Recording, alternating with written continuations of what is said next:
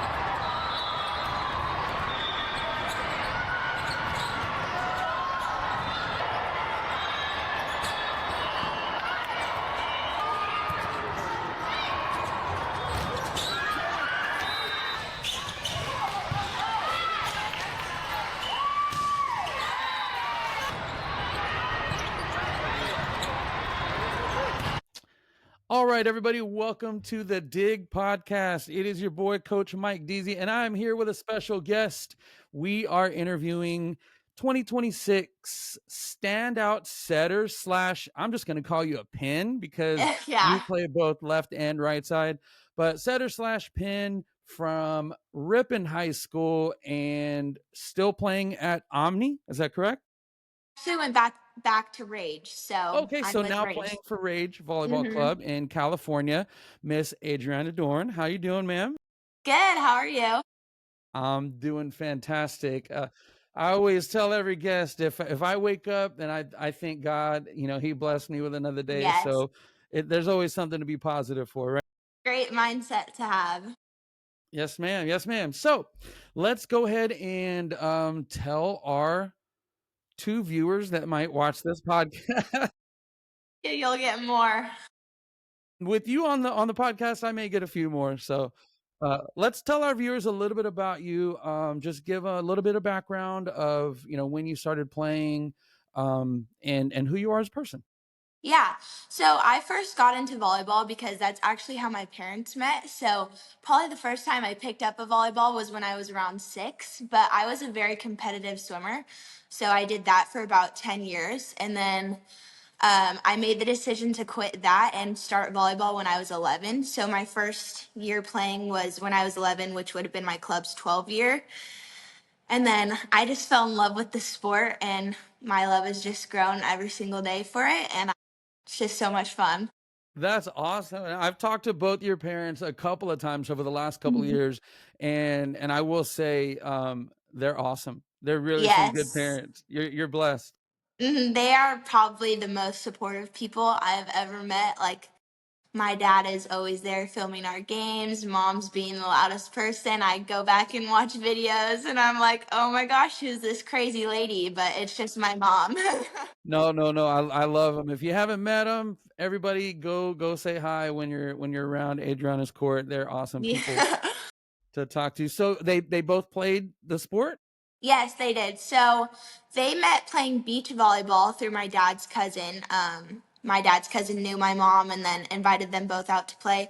My mom played in college. My dad didn't. He was just really into indoor and like a almost probably adult league, I would say, and then beach volleyball as well. So that's how they met, and pretty fun story.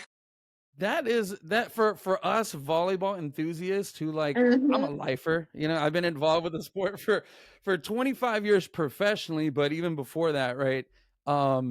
Had sisters, cousins, aunts, even uncles played, just been around sports my whole life. Yeah. But for volleyball enthusiasts like myself, that's like the ultimate love story. That's like the perfect love story. I know. It's crazy too. And like both me and my brother fell in love with volleyball. So my brother's big into baseball, but before He was playing volleyball, nursing a shoulder injury, so that kind of helped take the pressure off his throwing arm. But both of us just fell in love with it because of them. They both introduced it. That's awesome. Really, really Hmm. cool. So let's talk. You said you were a competitive swimmer, right? Yes. And then you made the transition, 11's Hmm. year, 11's 12's year. What was it like to go?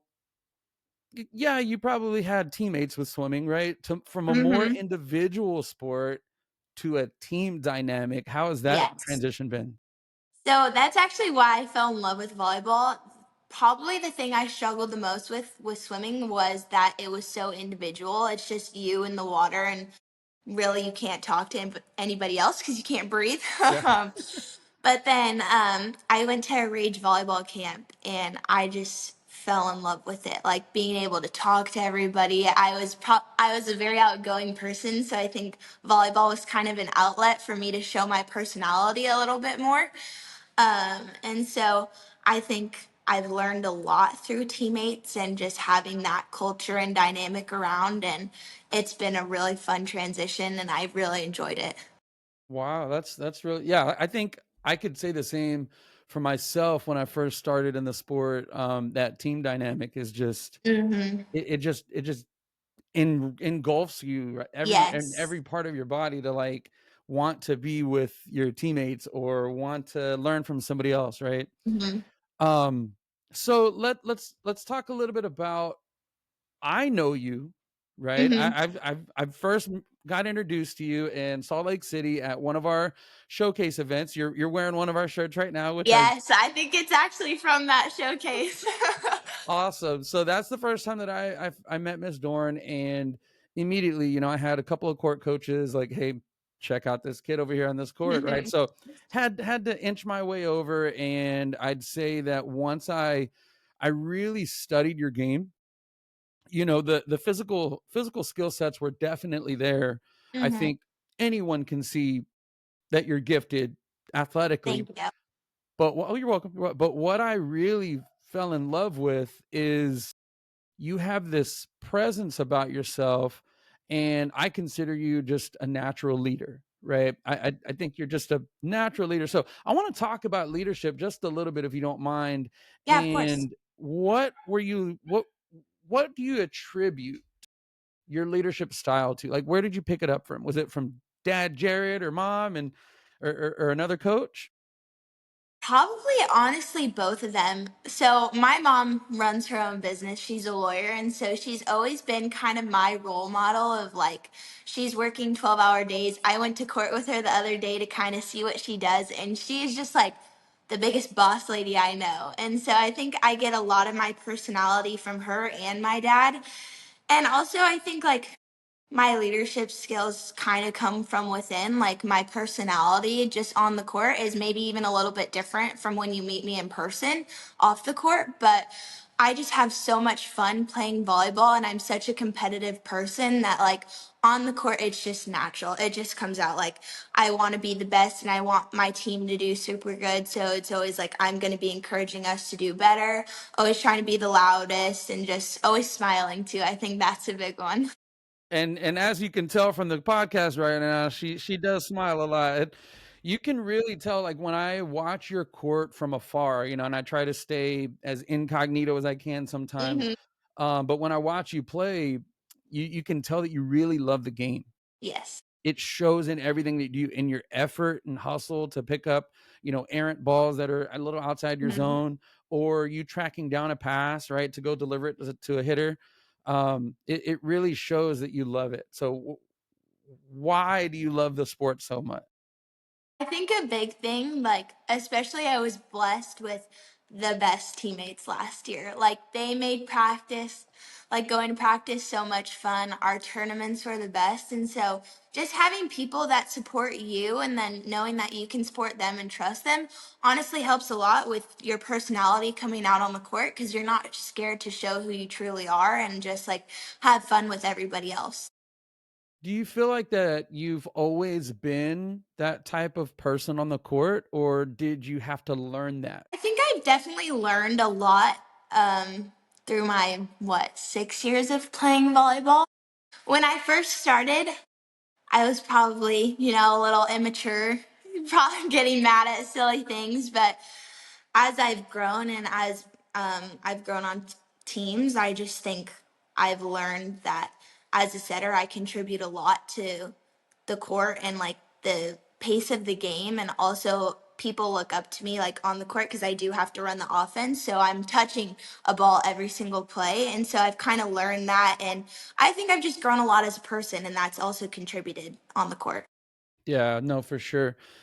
Since you touch the ball almost hopefully every single play, Yeah. um, you know, I bet there are mistakes that happen all the Hmm. time. As a setter, I've played the position before and it is one of the most difficult to play, right? Yes, definitely. So when you do make mistakes, either ball handling errors or I trap set that hitter too tight to the net, Hmm. right? Or my location wasn't as great as I wanted it to be, miscommunication with the middle, right? Whenever there's a mistake on the court, whether it's your Hmm. fault or not, how do you handle it?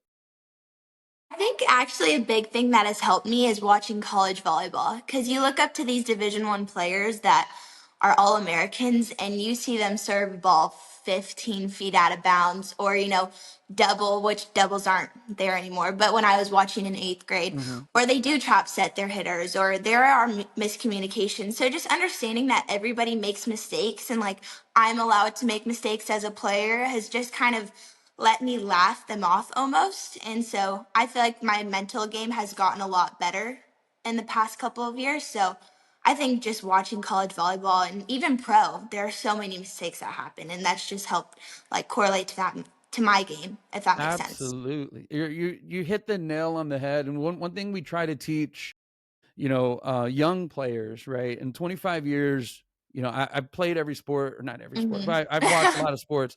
And, I like to equate it to baseball, really. So Hmm. I don't know if you know a lot about baseball, what your brother does, right? So maybe have a Yes. conversation with your brother and, you know, world class Hall of Fame baseball players only hit the ball safely 300, right? They Yeah. call it 300. So that means a third of the time they're getting on base. That Hmm. means 66% of the time, or even greater, 70% of the time, they're getting out, Yeah. right? So really, when you think about that, 70% of the time you're actually making a mistake or Hmm. not helping your team. That's kind of negative, right? So baseball players really understand that negative things are going to happen. It's Yes. okay. It's almost Next like our play. hitting percentage. And I think I've learned that from playing outside in high school too. It's like I can hit 400, but that still means I'm only getting a kill 4 out of 10 times. Correct. So it's when you think about it and put it into perspective, it just helps a lot with your mental game and just like mental toughness. Agreed. So let's stay on that subject because I think you have really opened up a can of worms for me. Like that's something that I really like talking about is leadership and mental health, especially in sports. If you Hmm. were to give, no, let me frame it this way. You're a senior now, Yes. right? You're in your senior season. I'm sure there's some fishies there. I'm sure there's some freshmen or sophomores that are like, Yes, looking up to definitely. you. Advice either have you given some of them, or what advice do you want to give them, right? Let's talk about Yeah. some stuff like that. So something that I would love to tell them and has honestly worked for me is something my dad told me, and he said, "Don't make any moment bigger than it is." Because I remember my freshman year on varsity, I set a ball against our rival, and it was a home game, and we probably had 200 students in our student section, hit my face, and I was so embarrassed, right? But now looking back on that 4 years later, it's like nobody remembers that. You're gonna wake up the next day, and it's just gonna be like you have the same opportunity to go and get better. So, not like pressuring yourself or over analyzing the game. Like if you go back to serve on game point, don't make it bigger than it is, because if you miss it, the world's not going to end. Exactly. No, you're absolutely right. I like there's a have you ever heard the quote, pressure is a privilege? Yes, that was our motto actually last year on our club team. Now see, your coach knows what they're talking about. Yes. So pressure is a privilege, right? And a lot of Mhm. people have different interpretations of what that means, but you know, pressure is a privilege for me is like telling that freshman, like, yeah, you're Mhm. going to feel pressure, but guess what? Be thankful Yeah, because you could be on JV or you could be on freshman A or freshman exactly. B because Mhm. you have that pressure. That means you actually made varsity. That's a Mhm. good thing, right? Yeah, 100%. Or What do like, you think about that quote? yeah, so I kind of relate it back to going to section finals in high school, right? It's like, wow, there's so many people in the stands that are watching. You can make a mistake at any given time, but how grateful am I to be here and be given this opportunity to compete at such a high level and, just play my game. And also, we got first in the Las Vegas Classic and Club, and we Mhm. had to play against, I think it was Vegas Aces. And I think so many of us on my club team were nervous, but it's like this is what we worked so hard for, and what every other team in this gym wanted. Like they wanted to be able to play in this game. So how grateful are we to be able to be like given this opportunity to compete at such a high level with everybody else? So you beat the great Ayana Watson on the We Vegas did. Aces. All right. That was such a fun game. It was such a good game. It was great. Well, that's awesome. So I would just Mhm. tell everybody like that's watching, she gets it. She understands.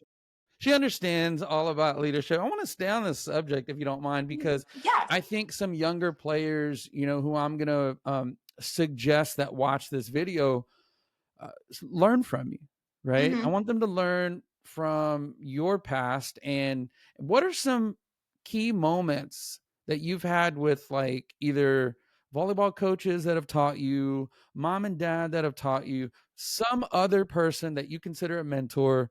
What are some key things that they've taught you along the way in your journey with becoming who you have become? Yeah.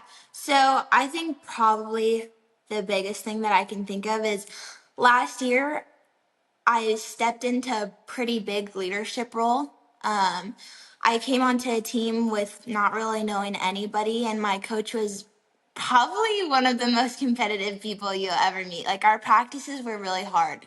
And it was also very mentally tough on me, because I'm in this leadership role, but I'm also very tired. And so she just taught me a lot about myself, that like I can do hard things and I can push other people while also struggling myself and always just putting on a smile even if I'm not having a great day, and providing support to other people even if I can only give 90%.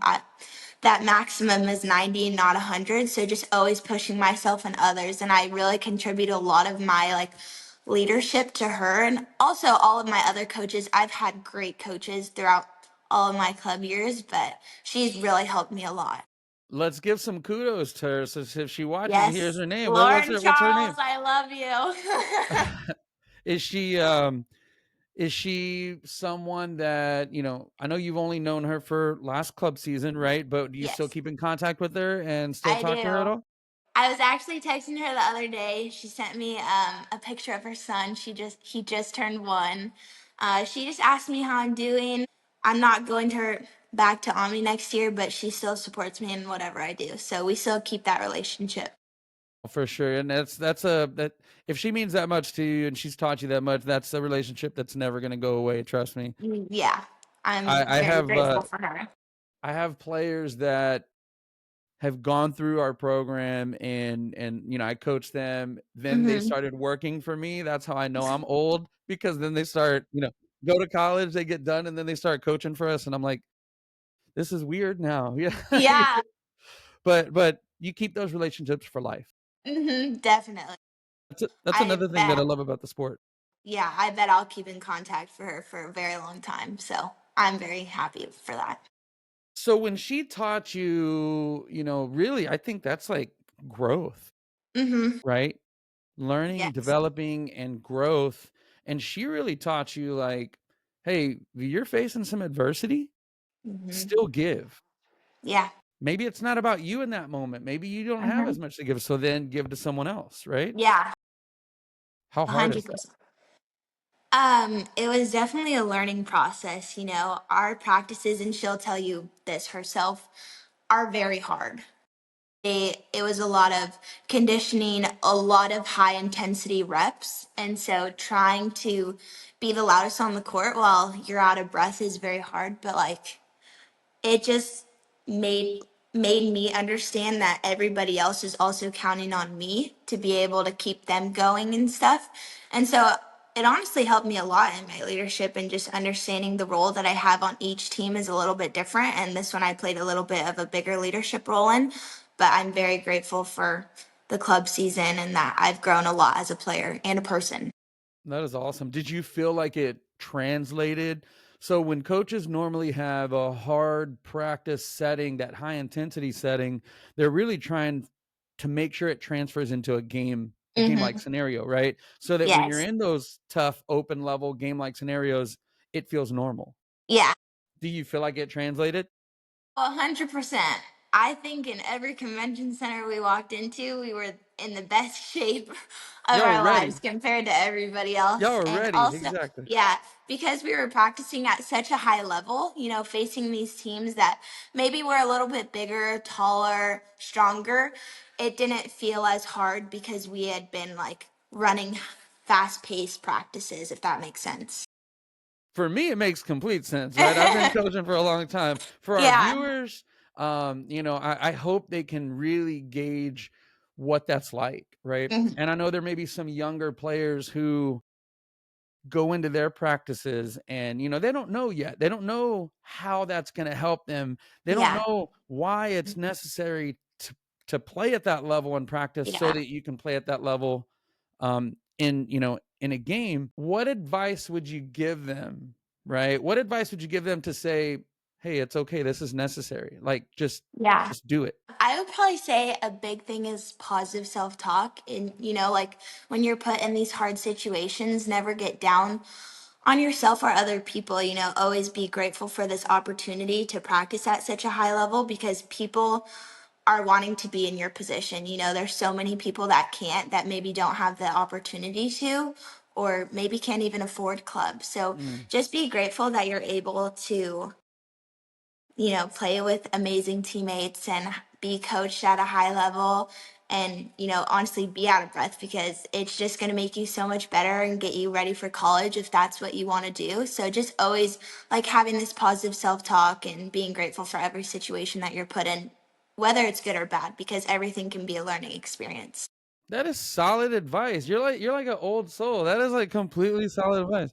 I'm gonna Thank learn you. from you. Thank you. Nah, no problem. And the other thing is, I bet younger people, and I'm sure you've felt this at times, you wouldn't be human if you didn't get a little bit nervous, right? Oh yeah. How Hmm. do you turn those nerves into fuel at the right time? How Yeah. how do you do that?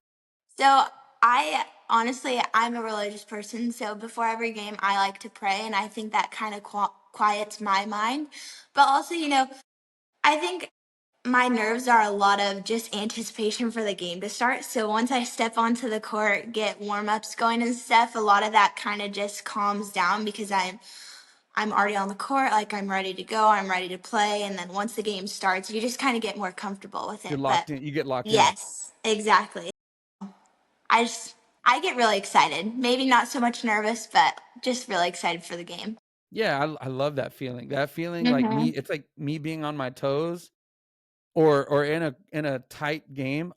I live for that. Like it's Yes. oh, that's awesome. Best feeling ever, like not knowing what's gonna happen next. Like so we were in a game against Pittman. Do you know Marin Hall? She's one of my Yes, teammates. yes, Yeah. sure do. So we played her team and it was in the fifth set and we were down 9-3 and I was just like, oh my gosh, this is actually the best feeling ever because we came back and won that set. And being down by that much and still knowing that you can fight back is honestly just a great feeling. So much fun to be in that situation, and pressure is a privilege. So it really showed there.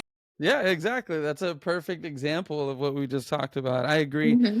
And it's those, I hate to say, but not everyone has been taught how to be stronger mentally, right? And there are times to where we succumb to pressure or don't understand how to turn those nerves into fuel. So for any younger players that are listening to that story, it's not just magic. It's not just by happenstance that you came back and won that game.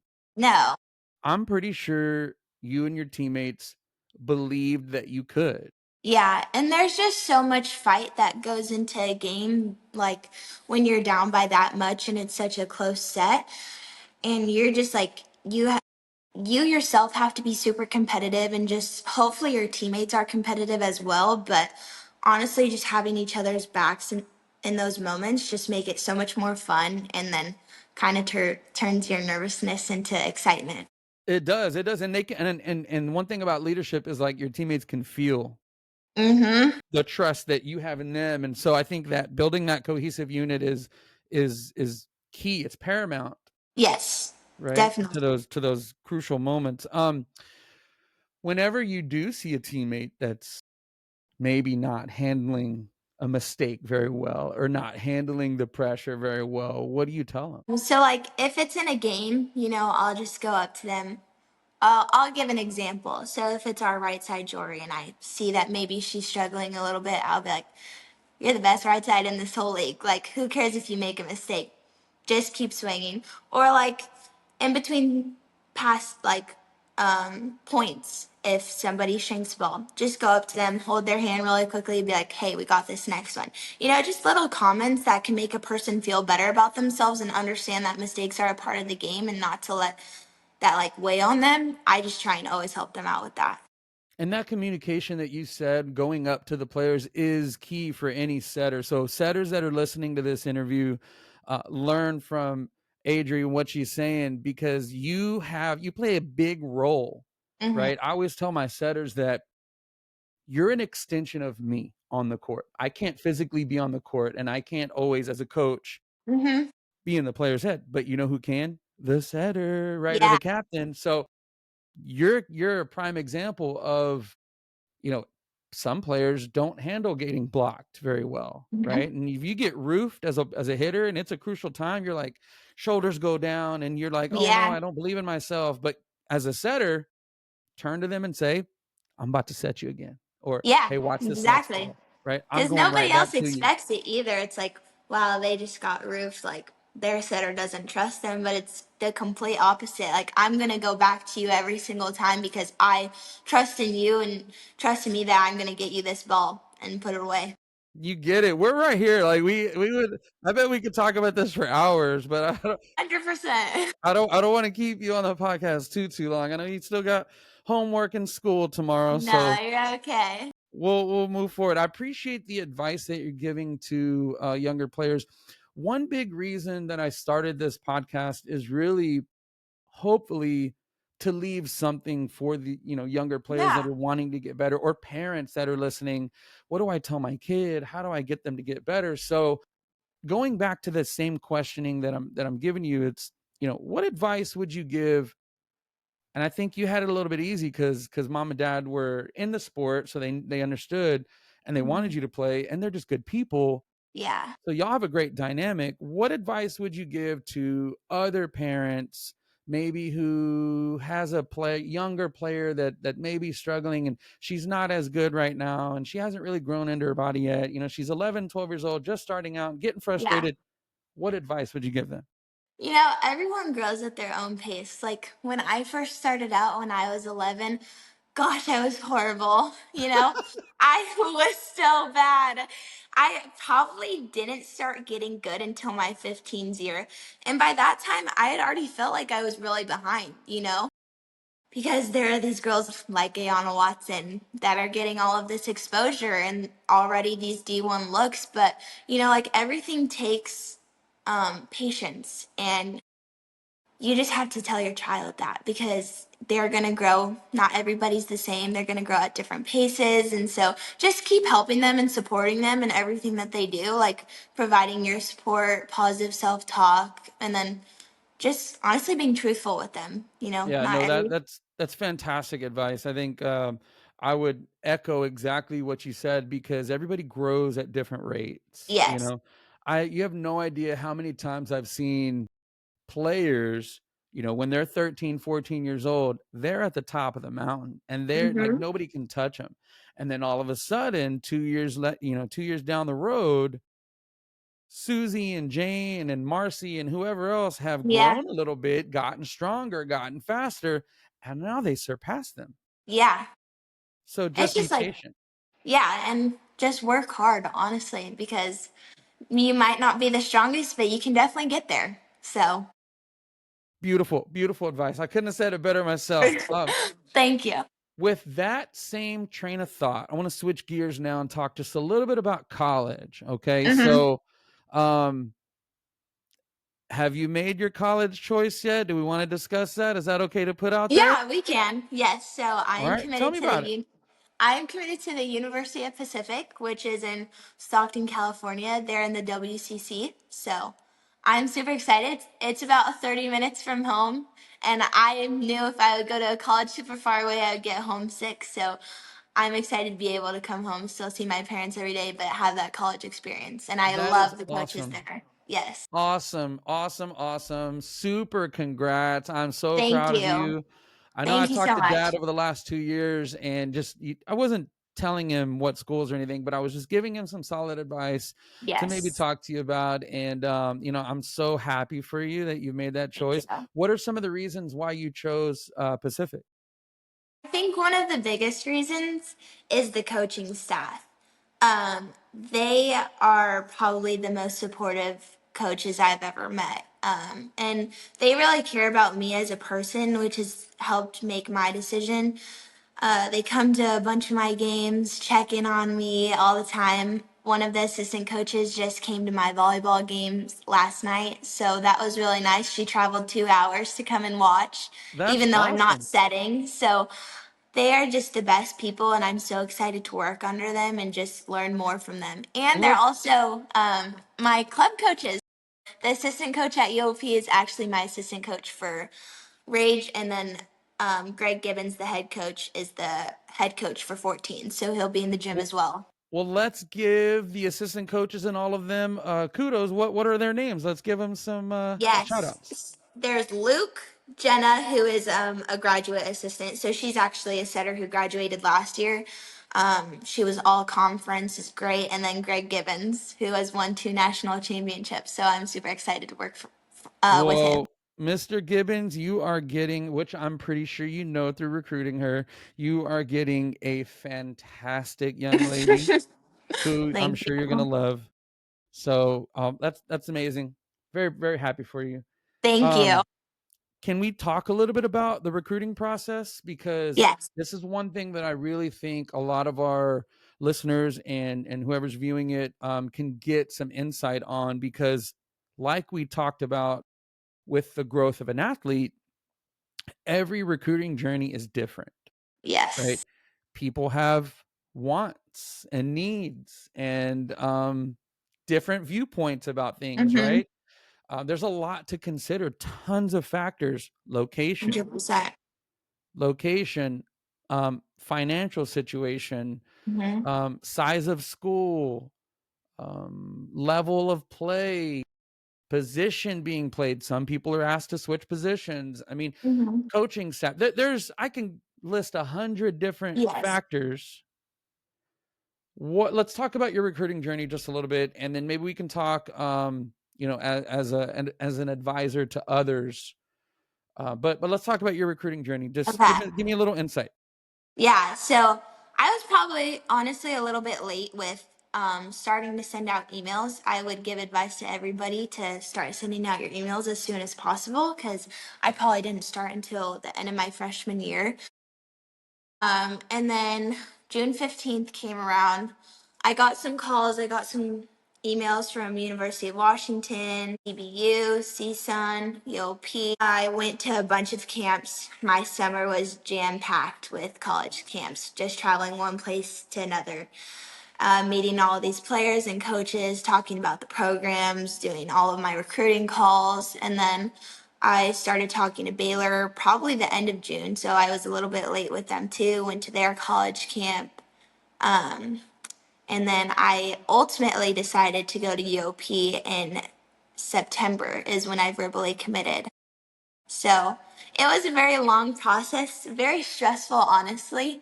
Um, I felt like I was a little bit behind, but everybody's journey is different, and whoever you talk to will tell you that as well. Um, a lot of ups and downs, I would say, but ultimately I ended up at the place that God meant for me, so everything worked out. Everything worked out because you stayed true to who you are. Yes. And in my opinion, I don't know, I'm not in your head, but in my opinion, you have a belief in yourself, right? Hmm. Because of the hard work and because of how you were raised, um, which is another reason why I've put you ranked as what, 17th overall, fourth in your Yeah. position, right? I think you are just a gifted athlete and have a great mindset about you. So ups and downs are going to happen, Yes. just as you've seen in sports, just as you've seen in the recruiting process, and possibly life. Hmm. Life is going to happen.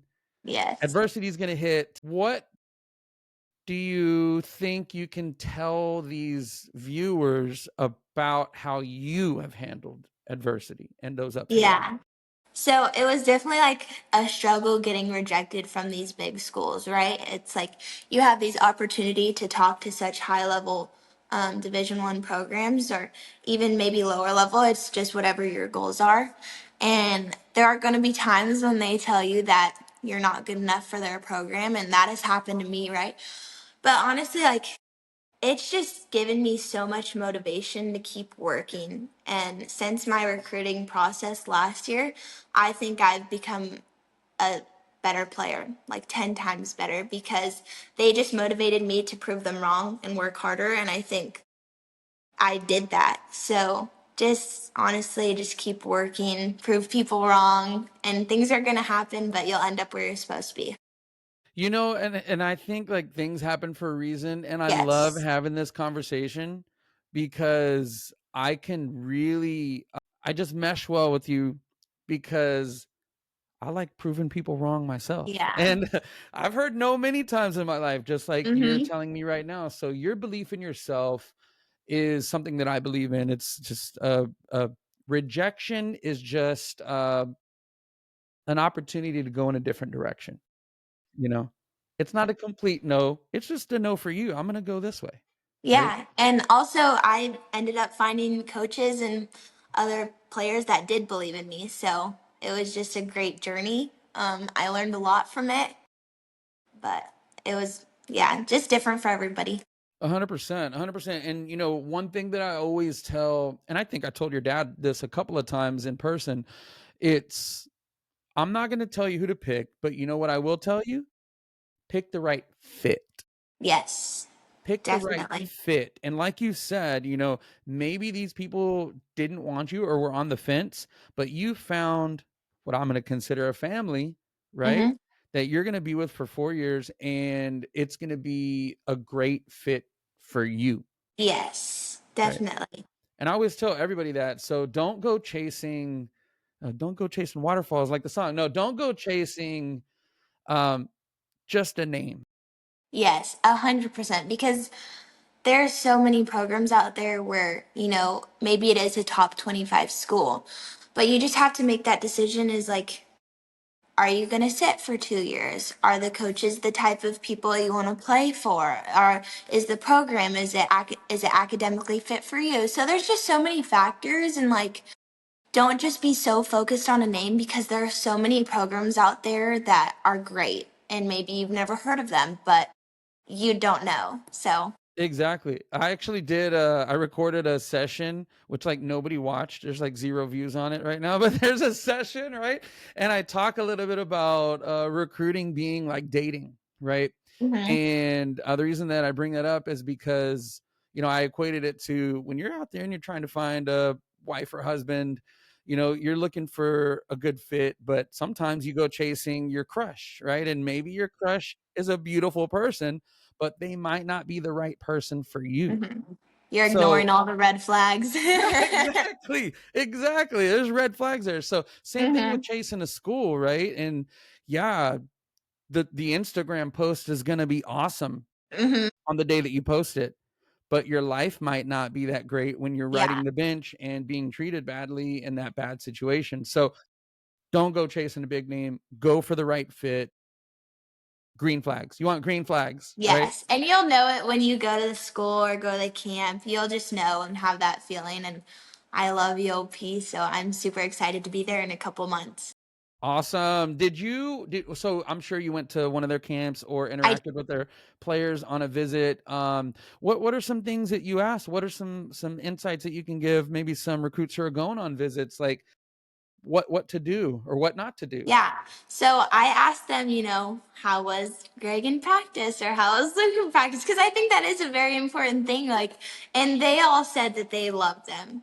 And then I asked a little bit more about their day to day schedule, like their classes, training, PT, all of that stuff, their dorm situation or living situation if they're outside over the past, if they're an upperclassman over the past few years, what have they learned? So there's just a lot of things that you can learn from these people, especially because I think UOP has recruited some girls that actually went to Rage. So Mhm. two of my teammates are currently on the team. They're freshmen from 2 years ago. I played with them. So also being able to talk to them and have that connection already has been really nice. So it's just so many questions that you can ask them. Yeah, there's tons, right? And Yeah. and feel what's right for you. But there's a lot of times to where I think a lot of I've seen generations change because I'm older than dirt and I've been around the game for a long time. But in seeing these generations change, I see a lot of younger kids now really hesitate when they have like a face-to-face interaction, or they Mhm. don't look you in the eyes all the time. They're kind of like look a little bit and they're down, like, look down at their phones and stuff. So um you have just a natural person. I remember when you came up to me at the very end of the showcase and you were like wanting to ask me a very specific question, and I Huh. kind of fell in love with the question that you asked, right? It was very specific.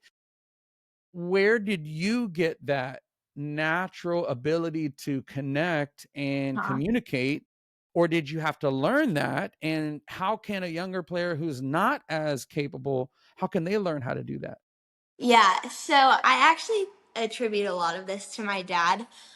When I first came up to ask you that question, I think I was so nervous. But but he was like, Adri, this is gonna help you so much. Like your rankings and everything, like he knows what he's talking about. This is your recruiting journey. Like you need to be doing as much as you can. And so I just kind of took that for what it was and kind of set my nervous nervousness aside because I had goals that I wanted to reach and I knew that you could help me with that. And so, to anybody struggling with that, like, it's okay to be nervous, but never be afraid to do hard things because, like, the hard things can be the most rewarding. So, just always be brave and courageous. Absolutely. And no reason to be nervous. If anybody's watching this and you want to come and ask me a question, I'm like the easiest person to talk to. So just feel free. Yes, don't be nervous at all. I've learned And that. I'm a nobody. I'm not anybody. So but yeah, like I think being try to get comfortable with being uncomfortable. Yes, 100%. That's where growth happens, Mm-hmm. right? And you'll learn so much in uncomfortable situations. Like, having that conversation with you even helped me talking to college coaches, just having that one simple conversation that we had, like, led into me not being as nervous to talk to somebody else who is in a higher position. And just keep practicing those Yeah, situations, for sure. Love it. That's definitely. fantastic advice. Adrian, I'm going to Thank have you. you as a co-host of this podcast for a couple. You're just great at Oh this. my gosh, I would love that. All right, so we're gonna switch gears a little bit. You've had some amazing advice for some of our viewers, and I appreciate it immensely. I want to have a little bit of fun right now, if you don't mind. Okay, All let's do it. right, we're gonna put you on the hot seat right now. I'm gonna ask you just a few. We'll do like 4 or 5. We're not gonna do a Okay. million. 4 or 5 questions, and the hot seat really is like, have you ever played a game called word association? I don't think I have. Okay, word association is really, really simple. It's you're going to clear your mind, and I want you to think of nothing, right? Which is hard. And if I say a word, I want you to tell me the first thing that pops into your head. Okay. All right. So we'll practice Sounds it right good. now. Okay. We'll practice it right now. All right. Clear your mind. I'm going to mention Clear. something, and I just want you to blurt out the first thing that comes to your mind. Ready? Yes. Volleyball. Setter. Okay, there you go. All right. So that you Yeah. get the game. It's really simple. So when these questions get asked, I don't want you to take time. I want you to tell me the first thing that pops into your head. Give me a real Okay. answer. Sound good? Sounds good. All right, here we go. Let's have a little bit of fun. We're going to put Miss Adri on the hot seat. And here we go. I am sharing my screen right now. So, can you see the screen? A little bit. I'm on my. I Don't worry can zoom about it. in. I'll repeat the question to you. So here we go. I'm going to click the wheel of names and it's going to ask you a question. Okay. And the first question of volleyball, would you rather, is would you rather never have homework again or never have conditioning and practice again? Never have homework again. Never have homework again. Yeah. Yeah, I think that's a good one. I would definitely pick that one as well. Great Mhm. job. All right, Thank you. we'll do one more. How about that? Okay. All right, volleyball, would you rather?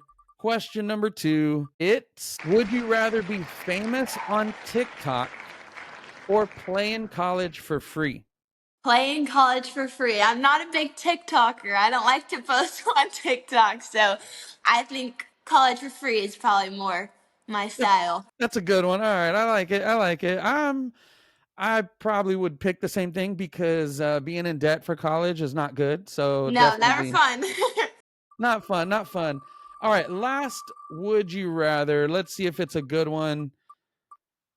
Adri, would you rather play on the biggest court at Nationals or on a small side court with no crowd? Biggest court at Nationals. I've always, whenever I walk by the courts, I'm like, oh my gosh, I wish I was playing here. I would love it. So definitely So you biggest don't court. get scared. You don't get scared of the big time. You want the stage. You want the bright lights. Yes, I definitely learned to kind of block out outside noise when I'm playing, especially like with high school, you have a big crowd. So I think it'd be kind of similar in club, just being able to play at nationals, be fun. It'd be a little bit different. Now I did Yeah. see not this past year, but the year before, you were on the big court at Nationals when you got an award. Yes. What award did you get? I was all tournament team, and then we got third. Oh my gosh, I forgot what division we were in. That's okay. 17 freedom, maybe? I don't even know. But not But bad. yes, all Congratulations. tournament. But we got third place. That was so fun. All tournament. All right. I have a couple more questions for you. We're going to do a different one now. These are a little bit Okay. different. So now answer these similar style. All right. That. Here we go. Miss Dorn, what is your favorite volleyball skill? All right. Because you've played multiple positions. All right. I don't know if all of our viewers know this, but I know Adri as setter / hitter. In high school over the last year and this year, she was asked to be only left side or right side. Which one? Left side. Left side attack. Yes. A 6th row all the way around. Yes. Mm-hmm. Okay. So you can pretty much do it all on the court. So out of all of these, what's your favorite skill? Definitely setting. Whenever I'm in high school, I always miss setting. I think as a setter, you get to run the court, you know. So I think I just like having that control over the game.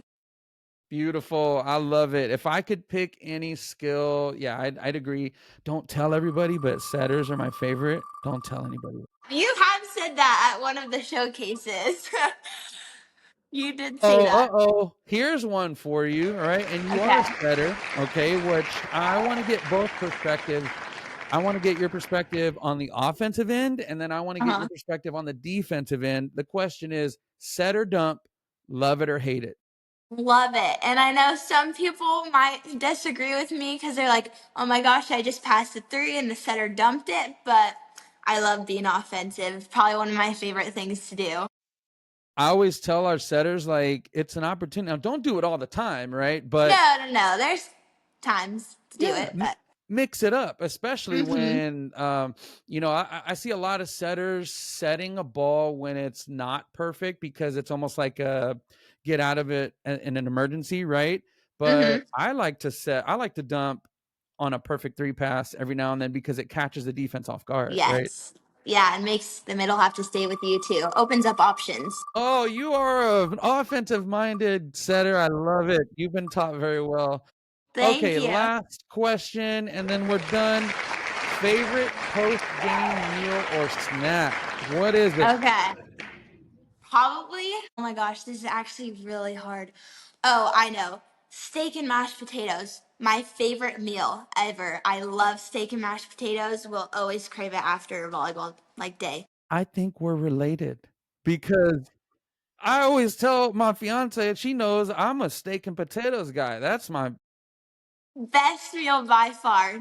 Nobody what could change my mind. I'm glad you agree. what cut of steak do you like the best? Ribeye. Ooh, ribeye's good. All right, Yes. marbled, well marbled. Mm-hmm. I definitely cut out as much fat as I want to. I'm trying to lose some pounds, but You're fun again. I love a good ribeye. I actually my Yes. favorite is filet mignon. I love filet. Oh, those are good too. That's Yeah. what sometimes my dad gets. So My always wallet ribeyes for doesn't me. love it, but I love it because it's pretty pricey. Yes, seriously. An expensive Awesome. meal to Well, have. I've had this is such a fun interview. I've had such a great time. Yeah, this has gone so well, and I'm so grateful for this opportunity. I want to just, I'll always say thank you to you. I want to say thank you to your parents when they watch this. Next time I see them this coming club season, I'm going to give them the biggest hug ever. And Aw. I just hope that our viewers really listen to some of your answers because I think you Mhm. gave some fabulous insight Thank for you. younger players or anyone struggling with adversity or how to overcome adversity, leadership, being thrusted into a position. Please take Miss Dorn's advice because she knows a lot. She's been asked to not play her favorite position and do something completely different in high school. She's Hmm. done it all while smiling, and I believe you also won a MVP award last year. I did. Yes, our league MVP. Yeah, you're blessed. You're definitely blessed. Thank So you. please listen to her answers. Go back and rewatch this. And if you have any questions, feel free to post some questions. Either her or myself will answer them, and maybe I'll have her on for a second update to Yes, see would love how she's to. doing. We'll do a follow up to this Hmm. podcast. But we're going to go ahead and say goodbye now because I want to make sure she gets enough rest for her next day of school. And I want to thank everybody for watching. Adri, thank you so much for being on. Thank you so much for having me. You're very, very welcome. And if anyone wants to, I'm going to go ahead and post where to find Miss Dorn's highlights. I'm going to post links to Yes. Max Preps, Huddle, Sports Recruits, anywhere you can find tape on Adri because I want you to see how talented she is and get to know how awesome she is as a person as well. If Thank you. anyone wants to be a guest on the podcast, please feel free to send me a message on any social media account or email me and I will answer and love to have you. So Do it. You'll otherwise, have the best time. tell everybody bye. Thank you for being on the Bye. podcast. Thank you.